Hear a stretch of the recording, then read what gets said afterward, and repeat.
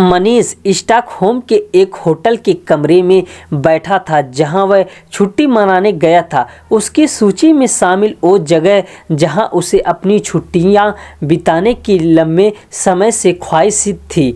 आखिरकार उसने इस ख्वाहिश को भी पूरा कर लिया, लेकिन आज उसका मन कहीं और खोया हुआ था।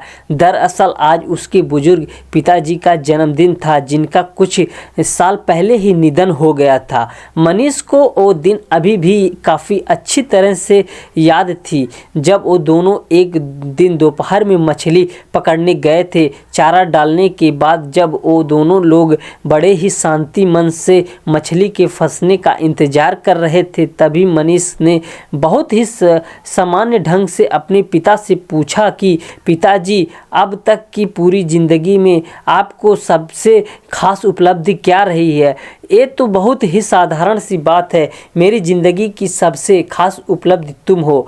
उन्होंने जवाब दिया था। एक पिता बनना किसी भी इंसान के लिए ज़िंदगी का सबसे बेहतरीन तोहफा होता है। इस पर मनीष ने अपनी असहमति जताते हुए कहा था, लेकिन मैं नहीं चाहता कि कभी भी एक पिता बनूं।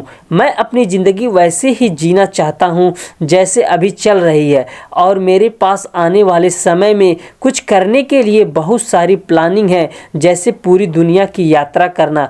उसकी बातें सुनकर मनीष के पिता थोड़ा मुस्कुराए, पर उन्होंने इस मुद्दे पर कुछ नहीं बोला। उनके मन मस्तिष्क में फिलहाल वही बात घूम रही थी, जब वे भी मनीष की तरह ही कभी ऐसा ही सोचते थे।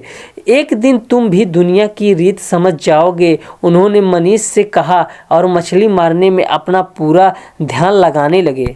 अपने पिता की कही बात आज भी मनीष के दिलो दिमाग में यादगार के रूप में मौजूद थी। उसने मोबाइल में मौजूद अपने पिताजी के पुराने फ़ोटो को देखा।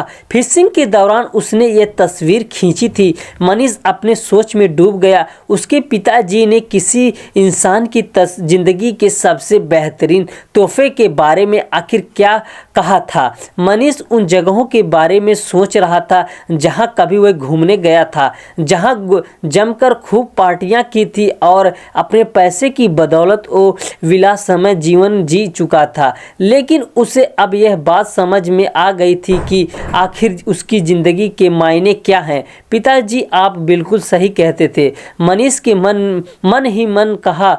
इतना कहते ही उसका गला भर आया। अचानक से मनीष की चेतना उस समय भंग हो गई जब सुमित ने उसे पुकारा, डैड, आप अब चलिए, आपने मुझे वादा किया था मछली पकड़ने, आप मुझे भी अपने साथ ले जाएंगे। इसके बाद मनीष ने अपनी फिशिंग रॉड और कार की चाबी उठाई और दोनों पार्किंग की तरफ चल पड़े। चलते चलते उसने मुस्कुराते हुए अपने बेटे सुमित ने पूछा, तुम्हें पता है किसी इंसान की ज़िंदगी का सबसे बेहतरीन तोहफा क्या होता है?